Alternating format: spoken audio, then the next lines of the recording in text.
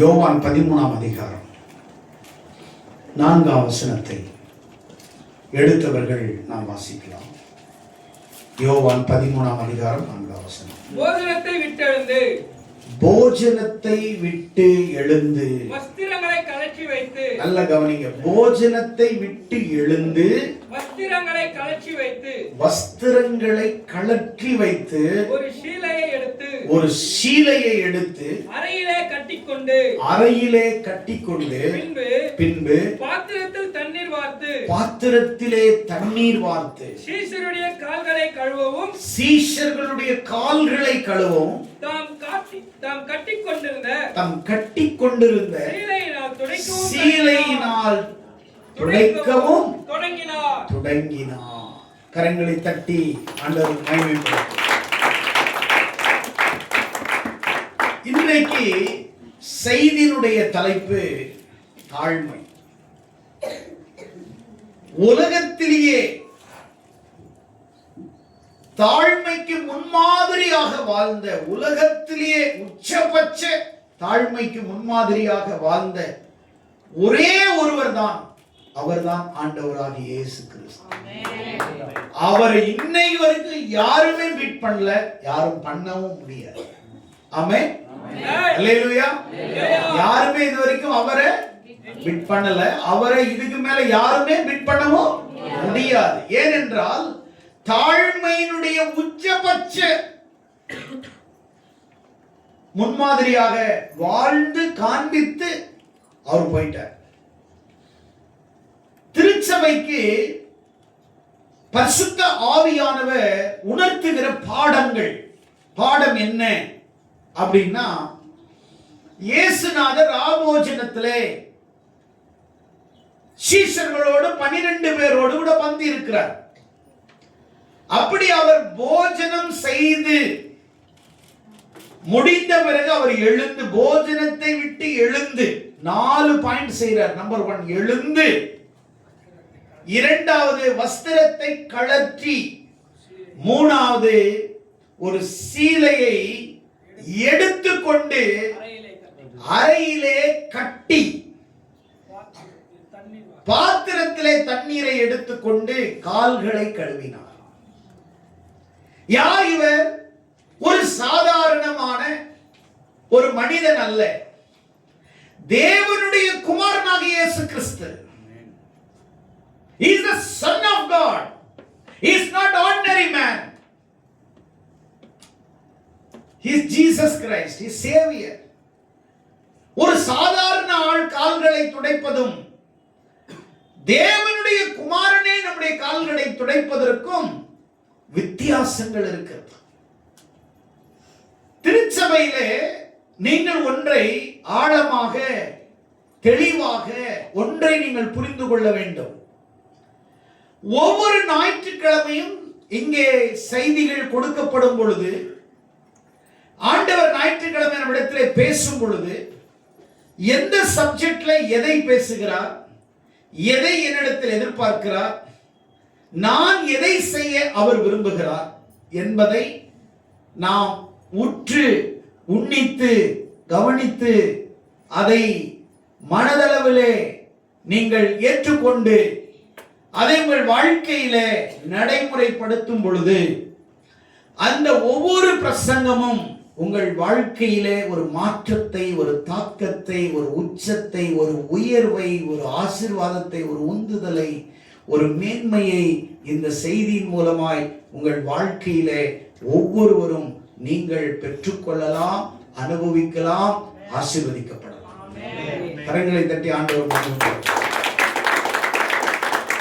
அப்படியானால் தாழ்மை என்பது பலவீனம் அல்ல, அது பரலோக ராஜ்யத்தின் அடையாளம். தாழ்மை என்பது பலவீனம் அல்ல, அது பரலோக ராஜ்யத்தின் அடையாளமாய் இருக்கிறது. நிறைய பேர் தாழ்மையா இருக்கிறாங்க. ஐயோ, அவர் பலவீனமா இருக்கிறாரு, அவர் பயந்து இருக்கிறாரு, அவர் நடிக்கிறாரு. அப்படி கிடையாது. The true humble is the not weak. அது ஒரு பலவீனம் கிடையாது, அது அடையாளம். the kingdom of God னுடைய சிம்பல். ஆமென். தேவனுடைய ராஜ்யத்தினுடைய சிம்பல், அது அடையாளம், குறி. அதை இயேசு கிறிஸ்து தன் வாழ்க்கையிலே செய்ததற்கு காரணம் என்ன அப்படின்னு நம்ம பார்க்கும்போது, தாழ்மை என்பது கம்ஃபர்ட் ஜோன் அல்ல. அதை விட்டு வெளியில வந்து சேவை செய்ய எழுந்திருக்க வேண்டும். அதனாலதான் இதுல இருந்து இயேசு கிறிஸ்து அவர் கற்றுக் கொடுத்த பாடம் என்ன அப்படின்னா, மனுஷகுமாரன் ஊழியம் கொள்ள வராமல் ஊழியம் செய்ய வந்தார். அப்படின்னா இயேசு இந்த உலகத்துல தனக்கு ஒருத்தங்க சேவை செய்யணும், தனக்கு பிறரால சேவை கிடைக்கணும் என்ற எண்ணத்துல இயேசுநாதர் வரல. இந்த உலகத்துக்கு அவர் வந்ததின் நோக்கமே நமக்கு சேவை செய்ய அவர் உலகத்தில் வந்தார். நமக்கு பணி செய்ய, நமக்கு சேவகம் செய்ய ஒரு சேவகனாக வந்தார். ஆகையால் தான் தலைவன் என்கிறவன் அவன் யாரா இருக்கணும்னா, அவன் ஒரு தாழ்மை உள்ளவனா இருக்கணும். தலைவன் என்கிறவன் ஒரு தலைகணம் பிடித்தவனாக அல்ல, இல்ல தலைவன் என்கிற ஒரு பதவி பெருசில்ல. அந்த தலைவன் என்கிறதற்கு பைபிளுடைய முக்கிய இது என்னென்றால் சேவகன், அடிமை என்று கூட இன்னும் ஆழமாக அழுத்தி சொல்லலாம். அப்போ இந்த இடத்துல என்ன சொல்றாரு, தாழ்மை என்பது ஒரு கம்ஃபர்ட் ஜோன் அல்ல. அதை விட்டு வெளியில வந்து சேவை செய்ய எழுந்திருக்க வேண்டும். நாம் சேவை செய்ய எழும்பும் பொழுதுதான் தேவன் நம்மிலே மகிமைப்படுகிறார். திருச்சபையே, நான் உங்களுக்கு சொல்லக்கூடிய ஒரு முக்கியமான ஆழமான செய்தியினுடைய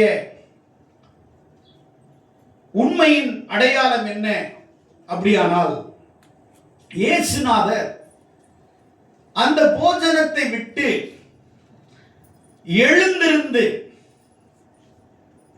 நல்ல கவனிங்க, இயேசு எழுந்திருந்தார். எல்லாரும் உட்கார்ந்து இருக்கிறாங்க, அவர் மட்டும் எழுந்திருக்கிறார். அவருக்குள்ள இருக்கிற அந்த தாழ்மையை கவனிக்கணும். எழுந்து தான் தன்னுடைய வஸ்திரத்தை கழற்றி, அப்படியானால் வஸ்திரத்தை கழட்டினா அப்புறம் என்ன, துணி இல்லாம இருந்தாரா? அப்படி இல்லை. யூதர்களுடைய பாரம்பரியத்தில் நீங்க பார்க்கும்போது, யூதர்கள் பார்த்தீங்கன்னா உள்ள ஒரு ட்ரெஸ், அதுக்கு மேல ஒரு அங்கியை போட்டிருப்பாங்க. என்ன போட்டிருப்பாங்க? உள்ள ஒரு ட்ரெஸ், அதுக்கு மேல ஒரு அங்கி. எப்படி ஒரு முஸ்லிம் உள்ள ஒரு ஆடை எடுத்து மேல ஒரு புருக்கா போடுறாங்க, அதே மாதிரி தான் இவங்களுக்கு உள்ள ஒரு நல்ல ட்ரெஸ் இருக்கும், அதுக்கு மேல ஒரு அங்கி, அது வந்து நீளமா கால் வரைக்கும் தொங்கும். ஏன் அதை கலட்ட வேண்டும்?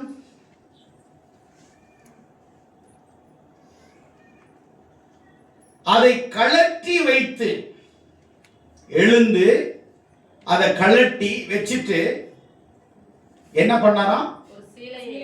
ஒரு சீலையை எடுத்து தன்னுடைய அறையிலே கட்டி கொண்டார். கவனிங்க, ஒரு சீலையை எடுத்து அறையிலே கட்டி கொண்டார். அப்படியானால் 3 காரியங்கள் அந்த காலத்திலே யூதர்களுடைய பாரம்பரியம் என்ன சொல்லுகிறது அப்படின்னா, இடுப்புல ஒரு டவல் கட்டுறாங்கன்னா அதுக்கு என்ன அர்த்தம்? ஒவ்வொன்றும் ஒரு அர்த்தம் இருக்குது. இடுப்புல ஒருத்தவங்க ஒரு டவல் கட்டினா ஒரு அர்த்தம் இருக்குது. ஏன் நம்முடைய இந்தியாவில் நிறைய பேர் துண்டை தோல்ல போட்டிருப்பாங்க, அதே பெரியவங்க வரும்போது அந்த துண்டை கையில் எடுத்து கீழே வச்சுக்குவாங்க. யாரும் இல்லாதப்போ மேலே வச்சுக்குவாங்க, ஒரு பெரியவங்களை பார்க்கும்போது அதை கீழே வச்சுக்குவாங்க. இது ஒரு அடையாளம். இன்னொருத்தவங்க பெரியவங்களை பார்த்தோன்னா அந்த டவலை எடுத்து எங்க வச்சுக்குவாங்க? அக்கல்ல வச்சுக்குவாங்க. அதே ஒரு சில துண்டை தோல்லையும் வைக்க மாட்டாங்க, அக்கல்லையும் வைக்க மாட்டாங்க, பர்மனண்டாவே இடுப்புல எப்பவுமே கட்டியிருப்பாங்க. அந்த காலத்திலே யூதர்களுடைய பாரம்பரியத்திலே அப்படிப்பட்ட சடங்குகள் சம்பிரதாயங்கள் அன்னைக்கு இருந்தது. அப்போ இடுப்புல டவல் கட்டுறது எதுக்கு அர்த்தம்னா, சேவைக்கு நான் தயாரா இருக்கிறேன், தாழ்மையின் அடையாளம். சேவைக்கு நான் தயாரா இருக்கிறேன், அது தாழ்மையின் அடையாளமா இருக்குது. இயேசு கிறிஸ்து இந்த பூமியிலே நமக்கு கற்றுக் கொடுத்த, அவரை சார்ந்து அவரை ஆராதிக்கிற, அவரை ஏற்றுக்கொண்ட அத்தனை பேருக்கும் ஆண்டவர் என்ன சொல்லுகிறார் என்றால், நீங்கள் சேவை செய்ய எப்பொழுதும் தயாராக இருக்க வேண்டும். தாழ்மை என்பதின் அடையாளம் என்ன? நீங்கள் சேவை செய்ய எப்பொழுதும் எல்லா இடங்களிலும் நீங்கள் தயாராக இருக்க வேண்டும். அதனாலதான் அவர் உடையை கலட்டி வைத்தார். அவர் உடை எதை குறிக்கிறது அப்படின்னா, பதவி கௌரவத்தை குறிக்கிறது. இயேசுநாதர் எவ்வளவு பெரிய தேவாதி தேவனுடைய குமாரனாய் இருந்து இந்த பூமியில எவ்வளவு பெரிய அற்புத அடையாளங்களை ஒரு கௌரவமான ஒரு இடத்திலே பிதாவாகிய தேவன் அவருடைய குமாரனாகிய இயேசுவை அநேகருக்கு என்னுடைய மகன் என்கிற அடையாளத்தை காண்பித்திருக்கிறார். அதனால்தான் அவர் இயேசு கிறிஸ்து யோர்தானிலே ஞானஸ்நானம் எடுத்து கரையேறிய போது, யோவான் ஸ்நானம் இயேசு கொடுக்கும் போது நிறைய பேர் கொடுக்கிறாரு, ஆனா எல்லாரும் ஞானஸ்நானம் எடுத்துட்டு கரையேறாங்க. அதே போல இயேசு ஞானஸ்நானம் எடுத்து கரையேறின பொழுது யாருக்குமே வானம் திறக்கப்படல. ஆனா இயேசு நாதர் ஞானஸ்நானம் எடுத்துட்டு கரையேறின வானம் திறக்கப்பட்டு வானத்திலிருந்து ஒரு சத்தம், இவர் என்னுடைய நேசகுமாரன், இவரிலே நான் பிரியமாயிருக்கிறேன். எல்லாருக்கும் அடையாளம் கிடைக்கல, ஆனா இயேசுநாதருக்கு அடையாளம் கிடைச்சிச்சு. வானம் திறக்கப்பட்டது. அதனாலதான் அவர் சாதாரணமான மனிதன் அல்ல, அவர் பிதாவினால் அனுப்பப்பட்ட அவருடைய குமாரனாக இயேசு என்பதை அவர் சொல்லல, அவர் சொன்னார். அவர் சொல்லல, அவர் சொன்னார். பூமி சொல்லல, வானம் சொன்னது. பூமியில் சத்தம் அல்ல, அது வானத்தின் சத்தம். அதனால்தான் அவர் கௌரவமானவர், அவர் இயேசுநாதர், அவர் ரட்சகர் என்பது எல்லாருக்கும் தெரியும். ஆனா அவர் முதல் முறையாக தன்னுடைய பதவி கௌரவத்தை, தன் மகிமையை சீஷர்களுக்கு முன்னாடி துறந்து தன்னுடைய ஆடையை கழற்றி வைக்கிறார். என் பதவி என்ன என்று கேட்காமல் என் சேவை என்ன என்று ஆண்டவர் கேட்டார். என் பதவி என்ன தெரியுமா, என் கௌரவம் என்ன தெரியுமா, நான் எங்கிருந்து வந்திருக்கிறேன், நான் பரலோகத்திலிருந்து வந்திருக்கிறேன், பிதாவினுடைய குமாரன், நான் தான் ரட்சகர், நான் தான் உனக்காக மரிக்கிறேன், நான் தான் உனக்காக எல்லாத்தையும் செய்ய போறேன் அவர் சொல்லல. அவர் சீஷர்களுக்கு முன்னாடி என் பதவி என்ன தெரியுமான்னு கேட்காம, எனக்கு என்ன சேவை இருக்குது, எனக்கு என்ன வேலை வச்சிருக்கிறீங்கன்னு கேட்டார். ஆமென். பிதாவுக்கு முன்னாடி எனக்கு என்ன வேலை ஆண்டவரே, நீங்க பைபிள் முழுவதும் படிச்சு பாருங்க, அவர் எனக்கு என்ன சொல்லுகிறாரோ அதை நான் செய்கிறேன். அப்படியான இயேசு எதையுமே தாமா செய்யல, அவர் அப்பா எதை சொன்னாரோ அதை மட்டும்தான் பூமியில செஞ்சார். அப்ப அவர் எதையுமே தாமா எதையும் செய்யல, அவர் பிதா எதையெல்லாம் செய்ய சொன்னாரோ அதை செய்தார். டவல் அடிமைக்கு அடையாளம். டவல் எதுக்கு அடையாளம்? மேல போட்டிருக்கிற டிரெஸ் வேற, பதவி கௌரவத்துக்கு அடையாளம். தம் பதவி கௌரவத்தை கூட அவர் திறந்தார், தம் மகிமையை திறந்தார், அதை எடுத்து வச்சிட்டார். சரி, ஓகே, அவர் பதவியை திறக்கலாம், அவருடைய கௌரவத்தை திறக்கலாம். ஆனா இப்போ அதை காட்டிலும் அடுத்த ஸ்டெப் ரொம்ப கீழே தரமட்ட இறங்கி வர்றாரு. என்னன்னா, டவுலை எடுத்து எதுல கட்டுறாரு? எதுல கட்டுறாரு? அந்த காலத்துல அடிமைகள் யார் அப்படின்னு ஜனங்களுக்கு லகுவா தெரிஞ்சுக்கும். எவன் ஒருவன் இடுப்பிலே ஒரு டவலை கட்டிட்டு சுத்துறானோ அவன் எல்லாம் அடிமைகள். வேலையாள் வேற, அடிமை வேற. வேலையாள் என்கிறவன் வேலை செய்யறவன், அடிமை என்ற அவனோட ரொம்ப மோசமானவன், ரொம்ப கீழ் உள்ள ஒரு நிலை இருக்கக்கூடிய அக்காலத்தில் அடிமைகள் பிறனுடைய கால்களை கழுவ வேண்டும். ஆனால் ராஜாதி ராஜாவாகி இயேசு அடிமை போல நம்முடைய கால்களை கழுவினார். சீஷர்களுடைய கால்களை கழுவினார். அவர் அடிமை இல்லை. he is not slave, he is the king of king. ஆனால் அவர் ஒரு slave போல அவர் அடிமையின் வேலையை செய்தார்.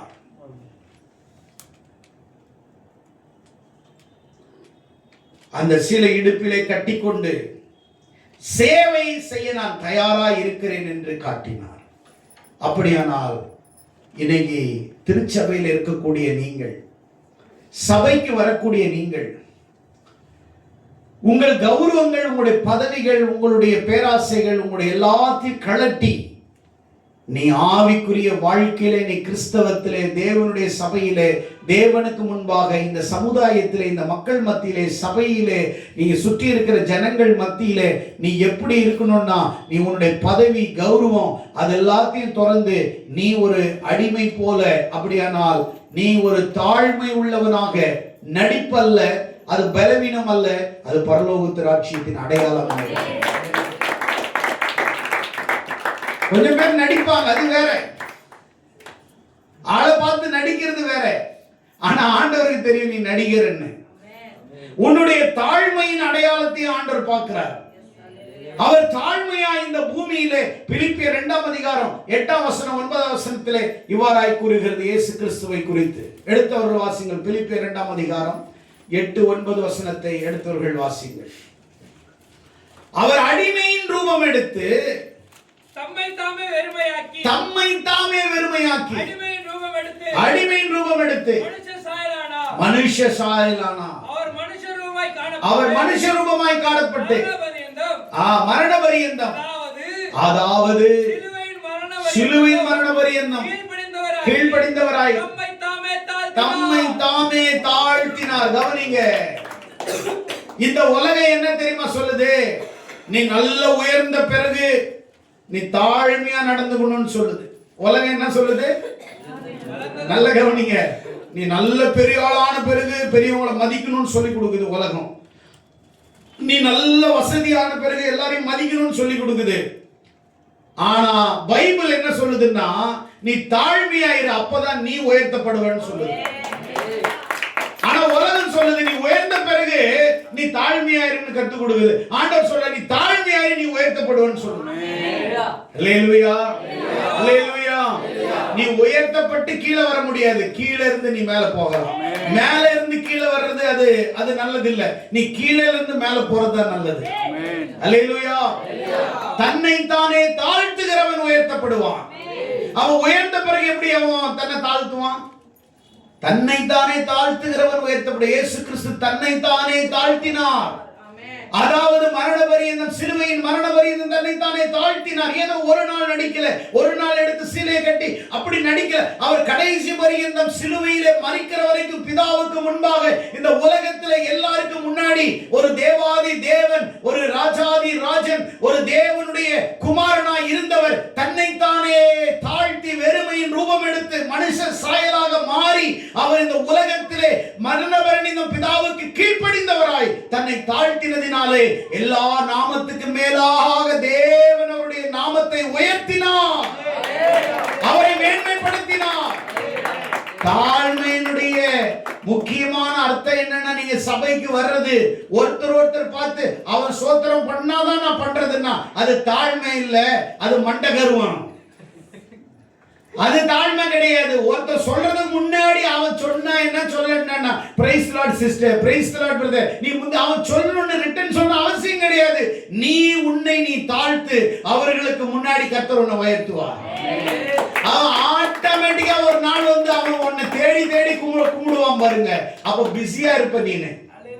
அல்லேலூயா. அப்ப நீ அவனுக்கு மரியாதை கொடுக்க கூடாதுன்னு கிடையாது, அப்போ அவ்வளவு பிஸியா இருப்ப. ஆமென். அல்லேலூயா. நீ உன்னை நீயே தாழ்த்த வேண்டும். அவன் தேவன் உன்னை உயர்த்த வேண்டுமானால் நீ தாழ்மையாய் சபையில தாழ்மையா நடக்கணும், சமுதாயத்துல தாழ்மையா நடக்கணும், ஜனங்க மத்தியில தாழ்மையா இருக்கணும். இன்னைக்கு கொஞ்சம் பணம் வந்துருச்சுன்னா போதும், ஆட்டம் ஆடுற ஆட்டம் கொஞ்சம் நஞ்சம் கிடையாது, கையிலே பிடிக்க முடியாது. பேங்க்ல ஒரு 50,000 ரூபாய் டபார்னு வந்து இறங்கிடக்கூடாது. ஐயோ, அவங்களுடைய நடையே வேற மாதிரி இருக்கும், பார்க்குற பார்வையே இருக்கும். அப்படியே பேலன்ஸை பார்த்தோன்னா என்ன பண்ணுவோம் தெரியுமா ஒன்று அப்படின்வாங்க. அதே பாரு 30 ரூபாய் 20 ரூபாய் இருந்தா பிச்சைக்காரி மாதிரி இருப்பாங்க. அங்க உனக்கு மண்டை கௌரவம் வரக்கூடாது, அங்க தலை கௌரவம் வரக்கூடாது. ஆனா இயேசு அப்படி கிடையாது, அவர் தன்னை தானே தாழ்த்தினார். ஆமென். 3 பாயிண்ட் சொல்றேன். இடுப்புல டவல் கட்டுறது எதுக்கு அர்த்தம் அப்படின்னா, சேவைக்கு நான் தயாரா இருக்கிறேன். ஆமென். சொல்லுங்க, சேவைக்கு நான் தயாரா இருக்கிறேன். அல்லேலூயா, அல்லேலூயா. அப்போ தலைவன் என்கிறவன், தலைவன் என்கிறது ஒரு பதவி அல்ல, அது சேவகன் என்ற அர்த்தம். Leader is not title. அது வந்து ஒரு பெரிய பதவி இல்லை, அது சேவகன் என்ற அர்த்தம். இயேசுநாதர் இந்த உலகத்துல நான் லீடர்னு சொல்ல வரல, நான் வேலை செய்ய வந்த வேலைக்காரனா இருந்தேன். ஆமென். அல்லேலூயா. பாத்திரத்துல தண்ணி எடுத்துட்டு 12 பேருடைய காலை கழுவி, பாத்திரத்துல இருந்து கழுவி நான் கட்டி இருந்த சீடையை துடைக்கிறார். நல்ல கவனிங்க, யூதர்கள் அந்த காலத்துல இடுப்புல கட்டினா அடிமைகள். அந்த காலத்துல யாரெல்லாம் இடுப்புல துண்டு கட்டி இருக்கிறாங்களோ அவங்க ரொம்ப கீழ்த்தரமான சமுதாயத்துல அடிமைவாதிகள், ரொம்ப அடிமையானவர்கள். அவ்வளவு மக்கள் மதிக்க மாட்டாங்க. ஆனா அந்த காலத்திலேயே இயேசு என்னை யாரு மதிச்சா என்ன, என்னை யாரு மதிக்கலன்னா, எஸ், நான் பிதாவுக்கு நான் அடிமை. நான் என்ன அனுப்பின பிதாவுக்கு நான் அடிமை. வெளிப்படுத்தினார். உங்களுக்கெல்லாம் 2 டிகிரி வந்துட்டு ஒரு 10,000 ரூபாய் 30,000 ரூபாயோட 10,000 ரூபாய் சேர்ந்துருச்சுன்னா உங்களை கையில பிடிக்க முடியுது. அப்படியே தூங்கும்போது கூட சம்பளம் தான் அப்படியே தலையில நிற்கும். அப்படியே நடக்கும்போது கூட அந்த ஏடிஎம் தான் வரும். 40,000 இந்த மாசத்துல இருந்து பார்த்துக்கிறேன், ஒரு கண்ணு பார்த்துக்கிறேன், நம்மளை என்ன பார்த்துச்சு, நான் எவ்வளோ சம்பாதிக்கிறேன் பாரு. அப்படி சம்பளம் வந்த உடனே ஆடுறது ஆட்டம். கொஞ்சம் வசதி வரக்கூடாது, கொஞ்சம் உயர்வு வந்துடக்கூடாது. ஆனால் இயேசுநாதர் இந்த உலகத்தில் என்ன மாதிரி வார்த்தை, சிலுவை பரியந்தம் தன்னை தாழ்த்தினார். ஏதோ ஒரு நாள் ஒரு தாளத்தில் லைஃபே அவர் தாழ்மையான. ஆமென். நீ சபையில நீ பாடலாம், நீ ஆடலாம், நீ பிரசங்கம் பண்ணலாம், நீ சபையில அற்புத அடையாளங்களை செய்யலாம், இல்ல நீ அழகா இருக்கலாம், இல்ல சபையை தாங்கலாம், இல்ல சபைக்கு நீ எல்லா தூணா இருக்கலாம், இந்த சபையை நீயே கட்டி கொடுத்துருக்கலாம். ஆனா நீ ஆடக்கூடாது. என்ன பண்ணக்கூடாது? நீ தசமாங் காணிக்க தரன்னு துள்ளக்கூடாது, ஆடக்கூடாது. கர்த்தருக்கு முன்னாடி உன்னை நீ இன்னும் தாழ்த்தணும். அப்ப எல்லாருக்கும் மேல கர்த்தர் உயர்த்துவார். எத்தனை பேர் விசுவாசிக்கிறீங்க? அல்லேலூயா, அல்லேலூயா. இடுப்புல டவல் கட்டினா என்ன அர்த்தம்? சேவை செய்ய தயாரா இருக்கிறேன். அக்கல்ல அந்த டவலை வச்சிட்டோம்னா சேவைக்கு தேவையான கருவியை நான் எப்பொழுதும் நான் வச்சிருக்கிறேன் அர்த்தம். என்னவா? சேவை செய்யறதுக்கு என்ன கருவியோ அதை நான் எப்பவுமே நான் ஆயத்தமா. அப்படின்னா என்ன அர்த்தம்னா, நான் எப்பவுமே உன் காலை துடைக்கிறது நான் ஆயத்தமா. என் கையில என்ன இருக்குது? கருவி வச்சிருக்கிறேன். ஆமென். அல்லேலூயா. நீங்க என்ன வச்சிருக்கிறீங்க? இடுப்புல கருவி வச்சிருக்கிறீங்களா, கத்தி வச்சிருக்கிறீங்களா? எப்போ வாய்ப்பு இருக்குதோ போட்டுடலாம் அப்படின்னு நீங்க கருவிக்கு பதிலா கத்தி வச்சிருக்கீங்க. ஆனா அவரு கத்தியை வைக்கல, கருவி வச்சிருந்தார். ரெண்டாவது பாருங்க, தாழ்மைக்கு இன்னும் அழகான ஒரு எக்ஸ்பிளனேஷன் என்ன அப்படின்னா, நான் எப்பவுமே நான் சேவை செய்யறதுக்கு நான் எப்பவுமே நான் ஆயத்தமா தான் இருக்கிறேன். என்கிட்ட இன்ஸ்ட்ருமெண்ட் இருக்குது, உன் காலை கழுவுறது. எப்படினாலும் கூப்பிடு, உன் காலை கழுவுறேன். ஆமென். ஒரு சர்ச்சில் நான் பார்த்தேன், ஆரம்ப நாட்களில் போயிருக்கும் போது கால் கழுவுவாங்க எல்லாம். நான் என்ன நினைச்சிட்டேன், உலகத்திலே இது மிகப்பெரிய ஒரு பரிசுத்தமான சர்ச்சு போல இது அப்படின்னு.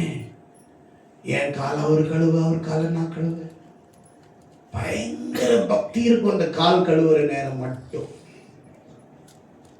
அதுக்கப்புறம் பார்க்கணும், அவங்க கிட்ட தாழ்மையும் இருக்காது, அவங்க கிட்ட பரிசுத்தமும் இருக்காது, அவங்க கிட்ட தேவனுடைய சுபாவமும் இருக்காது. இது வெளிப்புற தோற்றத்தை கழுவுவதற்கு அல்ல. 6 கச்சாடி வைக்கப்பட்டிருந்தது. கானாவூர் கல்யாணத்தில் இயேசு போது 6 கச்சாடிகள், 20-30 லிட்டர் தண்ணி கொள்ளளவு கொண்ட கச்சாடிகள் எதற்காக வைத்திருப்பார்கள் அப்படின்னால், அந்த காலத்திலே யூதர்களுக்கு அந்த காலத்தில் டெக்னாலஜி செருப்பு இருக்காது. நல்லா புரிஞ்சுக்கணும். 2000 வருஷத்துக்கு முன்னாடி எங்க பேரகான் செருப்பு இருந்துச்சு, எங்க பாட்டா செருப்பு இருந்துச்சு, எல்லாம் கிடையாது. செருப்பு இல்லை. அப்ப என்ன செய்வாங்கன்னா, மக்கள் எங்க போனாலும் கால்நடையில நடந்து ரிட்டர்ன் வரும் பொழுது அதெல்லாம் மண்ணு. அன்னைக்கு தார் ரோடும் இல்லை, கல் ரோடும் கிடையாது, எல்லாம் மண்ணு. எங்க பார்த்தாலும் அந்த காலு மண்ணு கல்லுல எல்லாம் போயிட்டு வரும்போது அந்த கால் எப்படி இருக்கும்? மண்ணா இருக்கும். கால் எப்படி இருக்கும்? மண்ணா இருக்கும். அதனாலதான் வீட்டுல அப்படியே போயிடக்கூடாதுன்னு வெளியில காயையும் கையையும் காலையும் கழுவிட்டு சுத்தமா உள்ள போவாங்க. நல்ல சின்ன வயசா இருக்கும்போது எங்க ஊர்ல உரம்பரை வருவாங்க, வீட்டுக்கு வருவாங்க, பாட்டியோ அத்தையோ அப்படியே வெளியூர்ல இருந்து வந்தா ஃபர்ஸ்ட் அந்த வீட்டுல எடுத்து கொடுக்கறது என்ன தெரியுமா? ஒரு பாத்திரத்துல தண்ணியும் சொம்பும் வெளியில வைப்பாங்க. எத்தனை பேர் பார்த்துருக்கிறீங்க உங்க ஊர்ல அந்த பழக்கம் இருந்தது? அவங்க ஊர்ல இருந்து வர்றவங்க அந்த பைய அங்க இறக்கி வச்சுட்டு வந்த உடனே அங்க பைய வைப்பாங்க. அடுத்தது தண்ணி கொடுப்பாங்க, காலையும் கையும் மூஞ்செல்லாம் கழுவுவாங்க. 3வது அப்படியே அந்த முந்தாணி அந்த அம்மா மேல போட்டு அக்கா தங்கச்சி அழுவாங்க. எங்க பெரியம்மா ஊர்ல இருந்து வந்தா அம்மா தான் தண்ணி எடுத்து வந்து வைப்பாங்க. நாங்க திண்ணல உட்காந்துருப்போம், சிரிச்சுட்டு தான் வருவாங்க. பொண்ணு எப்படி இருக்கிற? நல்லா இருக்கிறக்கா. மூஞ்சி கழுவணும். மூஞ்சி கழுவி வச்சு அந்த பையை வச்சோம், அதுக்குள்ளே உங்க பையை எடுத்து உள்ள வச்சிருவாங்க. கழுவிட்டு அந்த நடையில கூட கால் வைக்க மாட்டாங்க. அதே திண்ணையில அந்த துண்டை அந்த அந்த முந்தானியை போட்டு அழ ஆரம்பிச்சிருவாங்க. அந்த காலத்துல பஸ் வசதி கிடையாது. கூட பிறந்த அக்கா தங்கச்சி ஏதோ ஒரு ஊர்ல இருப்பாங்க. ஒரு ஊரை விட்டு ஒரு ஊர் வந்தா 2 நாள் 3 நாள் நடந்து வரணும். கட்டிச்சோறு கட்டிட்டு வருவாங்க.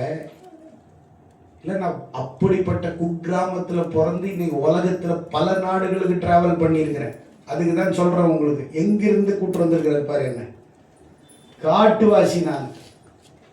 எங்கிருந்து என்ன தூக்கிட்டு வந்து மகுடமா வச்சிருக்கிறாருன்றதை கொஞ்சம் யோசிச்சு பாருங்க.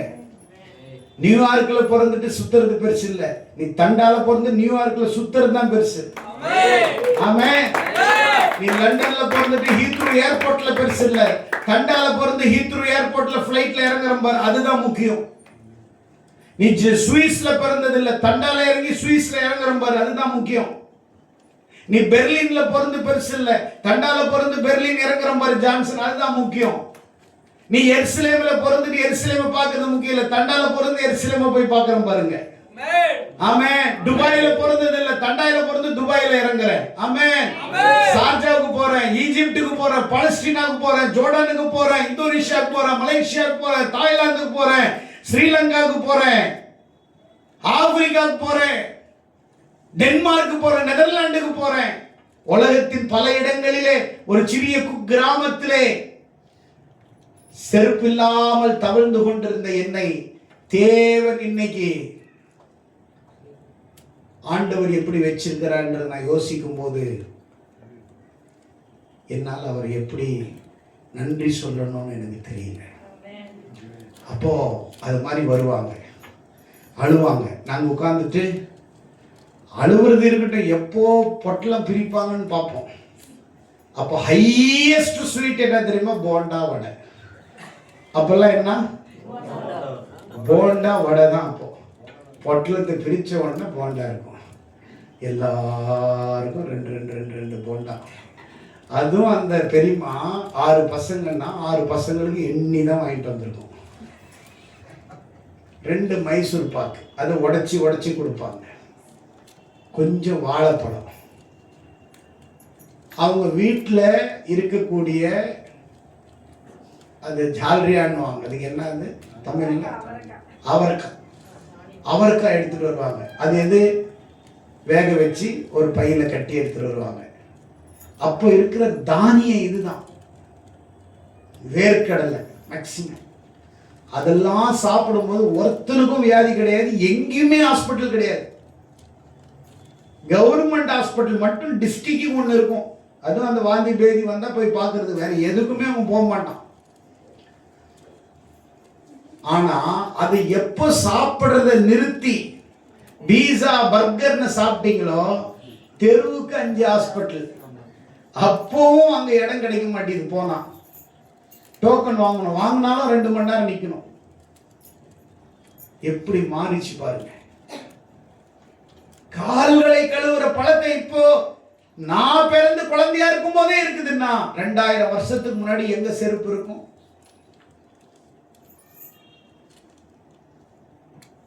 அப்பெல்லாம் எனக்கு இன்னும் ஞாபகம் இருக்குது. அப்பெல்லாம் எங்க அப்பா வாங்கி கொடுப்பார் செருப்பு வந்து அந்த அப்படியே வாரா இருக்கும், அழகா. அது ஊருக்கு போற அன்னைக்கு தான் போடணும். மற்ற நாள் எல்லாம் அந்த வீட்டினுடைய செவுரு இருக்கும், அந்த செவுரு லைனா மேலே எடுத்து வச்சிருவாங்க. கரெக்டாக ஊருக்கு போற அன்னைக்கு தான் போடணும், ஏன்னா தேஞ்சிரும். அது என்ன பண்ணோம்? தேஞ்சிரும். சீரியஸாக தான் சொல்றேன், பொய் சொல்ல. எல்லாம் பாருங்க லைனா அந்த வீட்டினுடைய செவுரு மேலே வச்சிரும். அதுதான் எங்க ஸ்டாண்டு. என்ன மாதிரி காட்டுல இருந்து வந்திருக்கிற யோசிச்சு பாருங்க. இன்னைக்கு நம்ம ரேக்ல வந்து 50 ஜோடி ஷூ கிடக்குது, போட முடியல. ஆமே, கரெக்ட், போட முடியலங்க. நினைச்சதை வாங்குற அளவுல கத்து வச்சிருக்கிறாங்க. அல்லேலூயா, அல்லேலூயா, அல்லேலூயா. ஹாலன் சோலின்னா எங்களுக்கு தெரியாது, அது பேர் நினைச்சோம். வேன் உசேன்னா என்னன்னு தெரியல. வேன் தான் தெரியும், உசேன் தான் தெரியும், ஆனா வேன் உசேன் தெரியல. பீட்டர் இங்கிலாந்து, பீட்டர் தெரியும், இங்கிலாந்து தெரியும், ஆனா பீட்டர் இங்கிலாந்து துணி இருக்குதுன்னு தெரியாது. இன்னைக்கு ஆண்டவர் ஒரு குக்கிராமத்துல இருந்து யோசிச்சு பாருங்க. எதுக்கு நான் இதை சொல்றேன்னா, அன்றைக்கு கை கால்களை கழுவுவதற்கு தண்ணீர் வைப்பார்கள். கை கால்களை அழுமிட்டு தான் வீட்டுக்கு போவாங்க, உள்ள போவாங்க. ஏன்னா தூசி உள்ள போயிடக்கூடாது, எதோ மிதிச்சிட்டு வந்திருப்பாங்க. ஆனா என் அருள்நாதர் இயேசு அவர்களுடைய பாதங்களை, யூதர்கள் தங்கள் பாதங்களை வெளியில இருக்கிற தண்ணீரால் தாங்கள் கழுவிக்கொண்டு உள்ளே செல்வார்கள். ஆனால் என் இயேசு தூசியிலும் குப்பையிலும் மண்ணிலும் போயிட்டு வந்தவர்களை அவர்கள் கழுவ அவர்களை அனுமதிக்காமல் அவர்களுடைய கால்களை இவர் அழகான கைகள் கழுவி துடைத்தார். அவர்களுடைய அழுக்கான கால்களை இவருடைய அழகான கைகள் அவருடைய அழுக்கை கழுவி துடைத்தது. இதோட ஒரு தாழ்மையின் ரூபம், தாழ்மையின் அடையாளம், தாழ்மையின் சொரூபம் இந்த உலகத்துல உச்சபட்ச, இந்த உலகத்துல இவரை காட்டிலும் ஒரு தாழ்மையானவர் வாழ்ந்தார், இருந்தார்னு யாராவது சொல்ல முடியும்? இன்னைக்கு வரைக்கும் சொல்ல முடியுமா? கிடையாது. சபையில வர்ற நீனு ஒரு ஸ்கூட்டர் வாங்கிட்டேன்னா உன்னை கையில பிடிக்க முடியல. ஸ்கூட்டர் இல்லாதப்போ சர்ச்சுக்கு நடந்து வர்ற, சீக்கிரம் வர்ற. ஆனா ஸ்கூட்டர் ஒன்று வாங்கிட்ட உடனே அப்படி கோணையா ஸ்டைலா உட்காந்து இப்படி ஓட்டிட்டு போற. ஒரு பெருமை உனக்கு இல்ல? பாரு, இன்னொரு பைக்காரன் அது இன்னொரு பைக்குன்னு இடிச்சிட போறான். சைடில் ஒரு பைக் போகுதுன்னு ஸ்டைல் உனக்கு. ஒரு ஸ்கூட்டர் வாங்கின உடனே உனக்கு அவ்வளவு பெருமை உனக்கு வந்துருது. ஒரு புது வண்டி வாங்கிட்டேன்னா நீ எல்லாரையும் பார்க்குற பார்வையே வேற, ஸ்டாண்ட் போடுற ஸ்டைலே வேற. யோசிச்சு பார். ஆனா இயேசுநாதருக்கு அந்த பெருமை இருந்ததே கிடையாது. அவர் நடந்தே திரிந்தார்.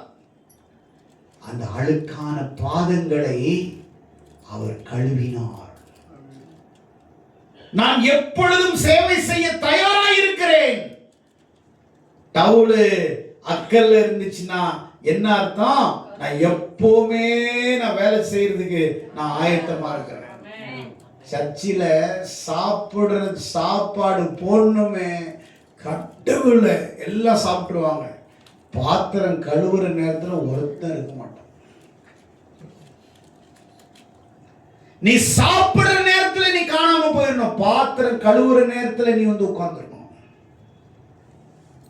இயேசுநாதர் பாத்திரம் பாதங்களை கழுவினார். யோசிச்சுப்பார். உன் தாழ்மை எங்க இருக்குது? நீ சபைக்கு வர்றது எப்படி? நீ பைபிள் படிக்கிறது எதுக்காக?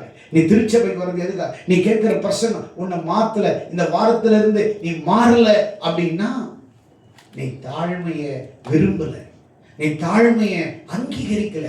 நான் சொல்றேன், தாழ்மை உள்ளவர்களை கர்த்தர் உயர்த்துகிறார். மூணாவது,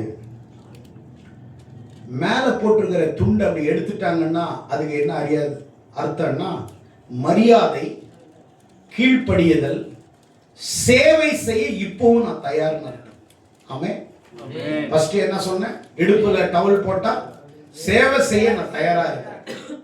அக்கல்ல டவல் இருந்துச்சுன்னா நான் எப்பவுமே வேலை செய்யக்கூடிய கருவியை நான் சுமந்துட்டு இருக்கிறேன். எப்ப சொன்னாலும் நான் செய்ய தயாரா இருக்கிறேன். மூணாவது, மேல இருக்கிற டவல் பெரியவங்களை பார்த்து எடுத்துட்டோம்னா நான் உங்களுக்கு மரியாதை கொடுக்குறேன், நான் உங்களுக்கு கீழ்ப்படுகிறேன். நீங்க இப்போ சொன்னாலும் நான் வேலை செய்ய நான் ஆயத்தமா இருக்கிறேன். சபை எப்படி இருக்கணும்? அப்படி சர்ச்சை முடிஞ்ச உடனே அந்த ஒரு 4 அடிமைகள் சபையில் இருக்கிறாங்க. டாய்லெட் கழுவுனா அந்த அடிமைகள், பெருக்குனா அந்த அடிமைகள், கிளீன் பண்ண அந்த அடிமைகள். மற்றவங்கெல்லாம் இவங்கெல்லாம் பெரிய பாருங்க, அம்பானி அதானிங்க. அப்படியே வருவாங்க, அப்படியே உட்காருவாங்க, அப்படியே போவாங்க. இவங்கெல்லாம் பெரிய கோட்டீஸ்வரங்க பாருங்க. 51வது மாடியில் வாழ்றாங்க, 127வது வீட்டில் வாழ்றாங்க. அப்படியே பென்ஸ், ஃபெராரிஸ், ரோல்ஸ் ராய்ஸ்ல தான் வந்து இறங்குறாங்க. மற்றவங்கெல்லாம் பாரு கழுதையில் வர்றாங்க, நாய்க்குட்டி மேலே ஏறி வர்றாங்க. சபையில நீ போட்டி போட்டு வேலை செய்யறது உனக்கு சொல்லி செஞ்சா அது கட்டாய வேலை செய்யற. நீ சொல்லாம விருப்பத்தின்படி செஞ்சா அது தேவனுடைய குணாதிசயம், தேவனுடைய வரம் உனக்குள்ள இருக்குதுன்னு அர்த்தம். தேவனுடைய ஸ்பிரிட் உனக்குள்ள இருக்குது, சர்வன்ட் ஸ்பிரிட் உனக்குள்ள இருக்குது. ஆமென். எலிசாவை எலியா ஊழியத்துக்கு அழைச்ச போது உடனே நான் பெரிய பாஸ்டர் கிட்ட போயிட்டேன்னு கிடையாது. எலியா பரலோகம் எடுத்துக்கொள்ளப்படுற வரைக்கும் எலியாவின் கைக்கு தண்ணி வார்த்த சாப்பாத்தின் குமாரனாகிய எலியாவுக்கு தண்ணி வார்த்த. எலிசா எப்படி வாழ்ந்தாரு? அவர் சாப்பிட்டா அவர் கூடவே இருந்தாரு, அவர் சேவை செஞ்சாரு. சர்வன்ட் ஸ்பிரிட் இருந்துச்சு அவருக்குள்ள. என்ன ஸ்பிரிட் இருந்துச்சு? ஒரு சர்வன்ட் ஸ்பிரிட் இருந்துச்சு அவங்களுக்குள்ள. எப்பவுமே வேலை செஞ்சான் எலியா. எலியாவுக்கு எலிசா எப்பவுமே வேலை செஞ்சான். அதனால்தான் அவர் பரலோகம் போகும்போது அழுதாரு எலிசா. அப்பா உனக்கு என்னதான் வேணும்? என்ன ஆண்டவர் எடுத்துக்கொள்ளப்பட போற, உனக்கு என்னதான் வேணும்? அவன் சொல்றான், என்னையா வேணும்? உன் மேல இருக்கிற அபிஷேகம் எனக்கு ரெட்டிப்பா வேணும்னு கேட்டான். நீங்களா இருந்தா பா மண்டையை போட போறான், மண்டையை போட போறான். பாரு ஒரு கழுத்துல ஒரு செயின் இருக்குது, டக்குன்னு தூக்கிடணும். அது பாரு அங்கே பத்திரம் வச்சிருக்கிறான், டப்புன்னு தூக்கிடணும். யாருக்கும் கொடுக்கக்கூடாது. உன் மனசெல்லாம் செத்த உடனே வீட்டில் என்னென்ன இருக்குது சுருட்டலான்னு. ஆனால் எலிசா சொன்னான், உன் மேலே இருக்கிற அபிஷேகம் ரெட்டிப்பா வேணும். இது ஏப்பா கேட்டேன்? நான் மேலே போகும்போது என்ன பாரு, உனக்கு கிடைச்சேன். அவரும் சிம்பிளாக தான் சொன்னார், நான் மேலே போகும்போது என்ன பாரு. ஆமென். என்ன அர்த்தம்னா மேல இருக்கிறவரை பாரு, ரெட்டிப்பான அபிஷேகம். மேல இருக்கிறவரை நோக்கி பாரு, உனக்கு ரெட்டிப்பான அபிஷேகம். நீ பாஸ்டரை பார்த்து இந்த அபிஷேகம் நமக்கும் கிடைக்கும்னா அவருக்குள்ள இருக்கிற அசுத்தாவே உனக்குள்ள வந்துடும். நீ ஆண்டவரை பார்த்துன்னா அந்த அபிஷேகம் உனக்குள்ள வரும். ஆமென். இந்த பாஸ்டருக்கு இருக்கிற கோபமும் சேர்ந்து வரும். ஆனா அவரை பார்த்துன்னா அவர்கிட்ட இருக்கிற நல்ல குணங்கள் எல்லாம் உனக்கு வரும். ஆமென். அல்லேலூயா. இந்த ஆளு சரியில்லை, அவரு நல்லவர். அல்லேலூயா. அந்த அபிஷேகம் உங்களுக்கு கிடைக்கும். அதனால சொன்னாங்க, மேல போகும்போது என்ன, நோக்கி பார், நோக்கி பார், நோக்கி பார். அவன் வேலை செய்யறவனா இருந்தான், தாழ்மையா இருந்தான். மோசே மிகப்பெரிய கொலைகாரன். ஆனா வனாந்தரத்தில் 40 வருஷம் கடவுள் ட்ரைனிங் கொடுத்து 23 லட்சம் மக்களுக்கு தலைவனா மாத்தினாரு. எப்படி தெரியுமா மாத்தினாரு? அவன் ஒருத்தனை கொலை பண்றான்னா, கொலை யார் பண்ணுவான்? எப்படிப்பட்டவன் பண்ணுவான்? சொல்லுங்களேன், வாயை திறக்க. வாயை திறக்க மாட்டேங்குது. ஒருத்தன் கொலை செய்யறான்னா அவனுக்கு கோபம் வருமா வராதா? சும்மா அமைதியா இருக்கிறவங்க கிட்ட போய் கத்தி கொடுத்தா கொலை குத்திடுவானா? மூர்க்க குணம் உள்ளவங்க என்ன பண்ணுவாங்க? புருஷன் பொண்டாட்டி சட்டை பார்க்கணும். புருஷன் அப்படியே எழுந்த உடனே பொண்டாட்டி மூத்திரமே வந்துடும். ஐயோ என்ன பண்ண போறானோ, எப்படி அடிக்க போ. அவன் பார்த்தா எலும்பா இருக்கும், அடிச்சாங்கன்னா அப்படியே ஒரு அடி இரும்பு மாதிரி இருக்கும், செத்துருவாங்க. ஆனா பார்க்கறது சாப்பிடாத மாதிரி இருப்பாங்க. கரெக்டா இல்லையா? ஆனா இவரு ஆண்டவர் நம்ம மேல எப்படி இரக்கமா இருக்கிறதுக்கு நிறைய உதாரணங்களை நான் சொல்லிக்கிட்டே போகலாம். மோசே அவ்வளவு வெறியா ஒருத்தனை கொலை பண்ணிடுறான். அப்ப எவ்வளவு கோபக்காரனா இருந்தான். அவனை பத்தி தான் ஆண்டவர் சொல்றாரு, என் மோசே பூமியில் உள்ள எல்லாரை பார்க்கிலும் சாந்த குணம் உள்ளவன். சும்மாவா வந்துச்சு சாந்த குணம்? 40 வருஷம் மாடு மேய்க்க விட்டார், ஆடு மேய்க்க விட்டார். ஹல்லேலூயா. தண்ணியும் கிடையாது மீதியான வனாந்தரத்துல, ஒண்ணும் கிடையாது. 40 வருஷம் வனாந்தரத்துல ஆடு மேய்க்கிறான்னா அவனுடைய பாஷை என்னவா இருக்கும்? மேக்சிமம்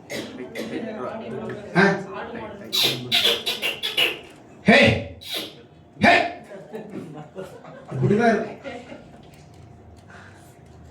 இந்த 2-3 லாங்குவேஜ் தான் இருக்கும்.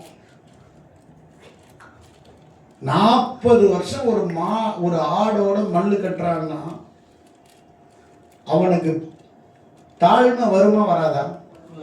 சொல்லுங்களேன். ஆடுங்க டெய்லி உன்கிட்ட சண்டை போடுமா? அது பரிதாபமா இவன் மேய்ச்சா மேயும், இல்லைன்னா படுத்துரும். கரெக்டா இல்லையா? அதை பார்த்து பார்த்து இவங்களுடைய மூர்க்க குணங்கள்லாம் மாறி ஆடுகளை நேசிக்கிற குணம் வந்து பூமியில் உள்ள எல்லா மனுஷரை பார்க்கலும் சாந்த குணமும் ஆயிட்டான். அல்லேலூயா. சில நேரத்துல நம்மள சாந்த குணம் உள்ளவா மாத்துறதுக்கு தான் சில நேரத்துல வனாந்தர வாழ்க்கையில் விட்டுறாரு. ஆமென். அல்லேலூயா. அல்லேலூயா. அல்லேலூயா. அப்போ மேல இருக்கிற டவலை எடுத்தோம்னா மற்றவங்களுக்கு மரியாதை கொடுக்கிறது, கீழ்ப்படுகிறது. நீங்க சொன்னீங்கன்னா நான் வேலை செய்ய தயாரா இருக்கேன். சர்ச்சில் இப்ப எத்தனை பேருக்கு அந்த சேவை செய்கிற ஆவி, மனப்பான்மை, நான் என்னை தாழ்த்தி இந்த சபையில நான் வாழ்வேன், சாகர வரைக்கும் ஒரு தாழ்மையின் ஆவியை நான் அணிஞ்சு கொள்ளுவேன். நான் எந்த வேலை கொடுத்தாலும் நான் செய்வேன். சபையில யாரோ நீ பார்க்கும்போது எந்த வேலை செஞ்சாலும் அதை உண்மையா செய்யணும். அல்லேலூயா. எத்தனை பேர் நீங்க தாழ்மையின் ஆவி உடையவர்களாய் மாற போறீங்க? உங்களுக்கு பெருமை சொல்லுங்க. பெருமை வந்துச்சுன்னா கேன்சர் வருதுன்னு அர்த்தம். என்னவா? ரொம்ப பேருக்கு பெருமை இருக்கிறவங்க எல்லாம் நான் பார்க்குறேன், அவங்களுக்கு எல்லாம் கேன்சர் வந்துடும். சத்தியமா சொல்றேன். இந்த ரொம்ப பெருமை பிடிச்சவங்களுக்கு எல்லாம் கடைசியில பார்த்தீங்கன்னா இங்க வலிக்குது, அங்க வலிக்குது, பிசியோதெரப்பி பண்ணணும். அப்புறம் அதுக்கு என்னவோ செய்யறாங்க, கீமோதெரப்பியா? அது என்ன? கீமோதெரப்பி. கீமோதெரப்பி பண்ணுவாங்க. ஏன்னா இவங்களுக்கு வந்து பெருமை இருந்துச்சு. பெருமை இருந்துச்சு. உங்களுக்கு தாழ்மை ஆவிக்கு பதிலா பெருமை ஆவி நான் யாருன்னு தெரியுமான்னு தெரிஞ்சா ஆண்டவர் காமிச்சிருவாரு. நீ யார் தெரியுமா? கேன்சர் இருக்கிறவன் தானே அப்படின்னு. இந்த பெருமையின் ஆவி உன் வாழ்க்கையில வந்துடக்கூடாது. நான் யார் தெரியுமா, நான் யார் தெரியுமா, நான் யார் தெரியுமா? நீ யாருன்னு தெரிஞ்ச நீ ஏன் சொல்லணும்? எங்களுக்கே தெரியுமே. நீ யாருன்னு தெரியாதனால தானே நீ கேட்கிற, நீ யார் தெரியுமா, யார் தெரியுமான்னு. நடிகர் விஜய் வந்து தமிழ்நாட்டில் நான் யார் தெரியுமா உங்களுக்கு தெரியலன்னா நான் தான் நடிகர் விஜய்னு சொல்லுவாரா? தும்மோண்டு வாண்டு வந்து அம்மா நான் விஜய் மாண்ணுவான். குழந்தை கூட விஜய் என்ன சொல்லுது? நான் தான் விஜய், நான் தான் விஜய். ஒவ்வொரு படத்துலையும் நான் தான் விஜய்னு சொல்றாரா? நான் தான் கமலஹாசன் கிடையாது. அவங்க எல்லாம் உலக அறிஞ்ச ஒரு ஃபேமஸான ஒரு தலைவர்கள், நடிகர்களா மாறிட்டாங்க. அவங்க தன்னை யாருன்னு சொல்லணும் அவசியம் கிடையாது. எல்லாருக்குமே தெரியும்,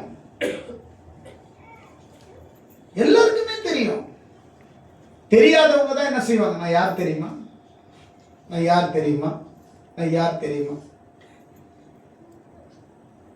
இயேசு கிறிஸ்து எங்கேயாவது நான் யார் தெரியுமான்னு சொன்னாரா? அவர் வேலையை அவர் செஞ்சுக்கிட்டே இருந்தார். ஆனா இயேசுவை உலகம் முழுவதும் தெரியுமா தெரியாதா? ஏன் அவர் நான் தான் இயேசுன்னு சொன்னாரா? நீ நல்லது செஞ்சுக்கிட்டே இரு, நீ யாருன்னு நீ சொல்லாத, நீ யாருன்னு உலகம் சொல்லு. கையை தட்டி, நீ யாருன்னு நீ சொல்ல வேண்டாம், நீ யாருன்னு உலகம் ஒரு நாள் ஒண்ணு சொல்லு. அல்லேலூயா, அல்லேலூயா. நீ எங்க பிறந்த, எங்க வளர்ந்த, எந்த குக்கிராமத்துல வந்தன்னு கிடையாது. நீ கடவுளுக்கு உண்மையா ஒரு நாள் உன்னை இந்த தேசத்துல கர்த்தர் உயர்த்தும் பொழுது சொல்றார், நீ யார் என்னன்னு உலகம் உன்னை சொல்ற. ஆமென், அல்லேலூயா. நான் எப்பயாவது நான் வந்து பாஸ்டர், வாரம் வாரம் வந்து நான் தான் பாஸ்டர் தெரியுமா உங்களுக்கு என் பேர் அப்படியே சொல்லிட்டு இருக்கிறேன். இல்ல எங்க குடும்பம் என்ன தெரியும் அதையா சொல்லிட்டு இருக்கிறேன். இல்ல நான் வந்து பசியோட இருக்கிறேன்னு நான் சொல்லிட்டு இருக்கிறேன். இல்ல எங்கிட்ட நிறைய பணம் இருக்குதுன்னு நான் சொல்லிட்டு இருக்கிறேன். ஆனா நான் யாருன்னே நான் சொல்லல. ஆனா நான் யாருன்னு உங்களுக்கு தெரியுமா தெரியாதா? ஐயோ அது எங்களுக்கு சொல்லணுமா பாஸ்டர்? எங்களுக்கு நல்லாவே தெரியும். இப்ப நான் சொன்னேன், நான் சொல்லல. உங்களுக்கு எல்லாம் சிரிக்கிறீங்க, உங்களுக்கு எல்லாமே தெரியும். என் அங்க அசைவுகள் எல்லாம் உங்களுக்கு தெரிஞ்சுதான். ஏன்னா உங்க மத்தியில தான் நான் வாழ்றேன். அல்லேலூயா. நீங்க பார்க்கிறீங்க, என்ன பார்க்கிறீங்க, நான் யார்? இயேசுவை பார்க்கிறவங்களுக்கு இயேசு யாருன்னு தெரியும். இயேசுவை பார்க்காதவங்களுக்கு இயேசு யாருன்னு தெரியும் வாய்ப்பு கிடையாது. அவர் தாழ்மையின் சொரூபமாய் இருந்தார். அல்லேலூயா, அல்லேலூயா, அல்லேலூயா. எத்தனை பேரு நான் இனி சேவை செய்ய நான் எழுந்திருப்பேன்?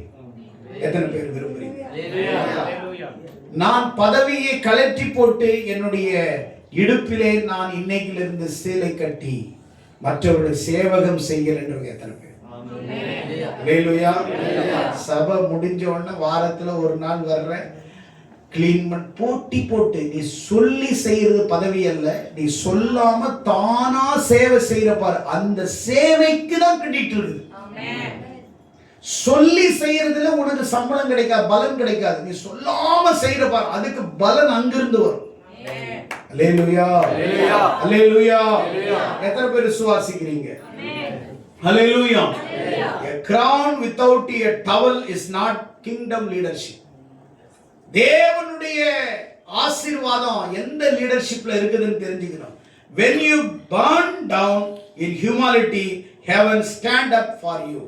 எவன் ஒருவன் பரலோக ராஜ்யத்தின் முன்னாடி குனிகிறானோ அவனுக்கு முன்னாடி பரலோகம் எழுந்து நிற்கும். அல்லேலூயா. நீ தேவனுக்கு முன்னாடி குனிய ஆரம்பிக்கும் போது, தேவனுடைய ராஜ்யத்துக்கு முன்னாடி ஊழியஞ்சே நீ குனியும் போது பரலோகம் உனக்கு முன்னாடி எழுந்து நிற்கும். ஆமென். எத்தனை பேர் விசுவாசிக்கிறீங்க? சேவை செய்ய நீ எப்பவுமே குனி ஆயத்தமா இருக்கணும். எத்தனை பேர் விசுவாசிக்கிறீங்க? அப்போ தாழ்மை என்பது உன் உயர்வுக்கு முதல் படி. தன்னைத்தானே தாழ்த்துகிறவன் தாழ்மையுடைய தேவன் கிருபை அளிக்கிறார். என்ன அளிக்கிறாராம்? கிருபை அளிக்கிறார். நீ வந்து ஒயிட் அண்ட் ஒயிட் போட்டு நடிக்க கூட தாழ்மை மாதிரி praise the lord hallelujah அப்படிலாம் பண்ணக்கூடாது. பெருசா நீ ஒண்ணெல்லாம் கிடையாது, சும்மா நடிக்க கூடாது, அமைதியா இரு. ஆமென்.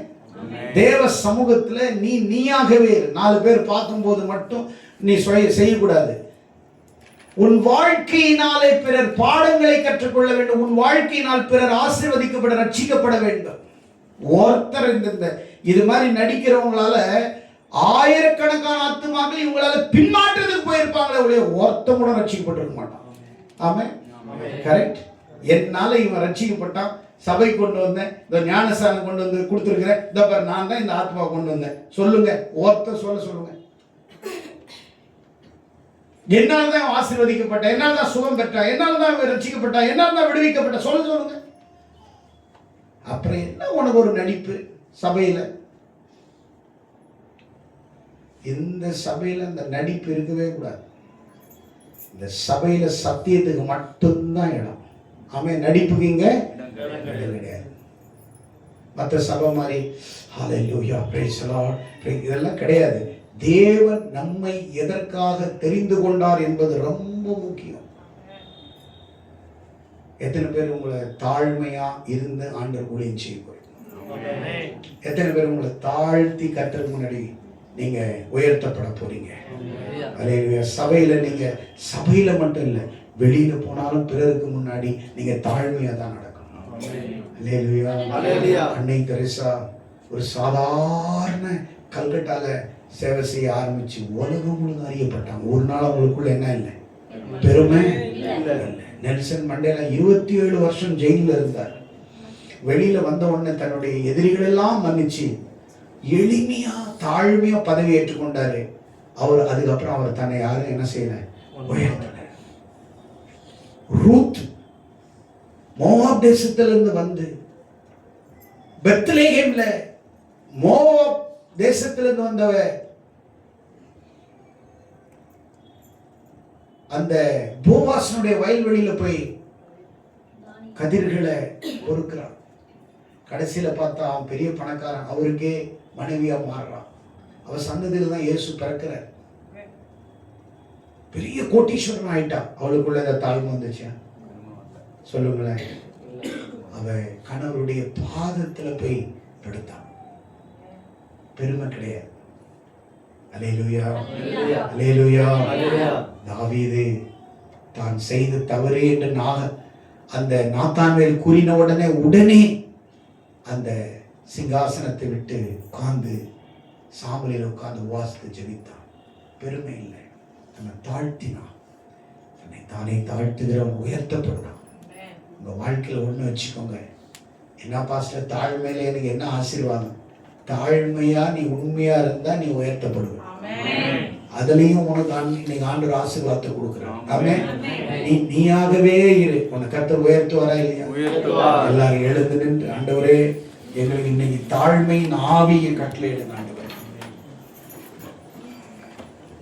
ஆண்டவரே எங்களை நீங்க ஆசீர்வதிங்க. ஆண்டவரே நான் எவ்வளவு பெரிய ஆசீர்வாதத்தின் ஊடாய் கடந்து சென்றார் உங்களுடைய பாதத்திலே நான் ஆண்டவர் சாதாரண மனிதன் அப்பா, என்னை தாழ்த்துகிறேன். ஆண்டவரே ஆயக்காரன் தேவனுக்கு முன்னாடி தன்னை தாழ்த்தினான். பரிசேயன் தேவனுக்கு முன்னாடி அவன் தன்னை உயர்த்தினான். ஆனால் ஆண்டவர் சொன்னார், இவன் தான் நீதிமான் என்று சொன்னார். ஓ ஹல்லேலூயா. Thank you Jesus. இந்த செய்தியின் மூலம் தேவன் உங்கள் ஒவ்வொருவரையும் ஆசீர்வதிக்கட்டும். இந்த செய்தியின் மூலமாக உங்களை நீங்கள் தாழ்த்துங்கள், தேவன் உங்களை உயர்த்துவார். கர்த்தர் தாமே உங்களை ஒவ்வொருவரையும் ஆசீர்வதிப்பாராக. God bless you.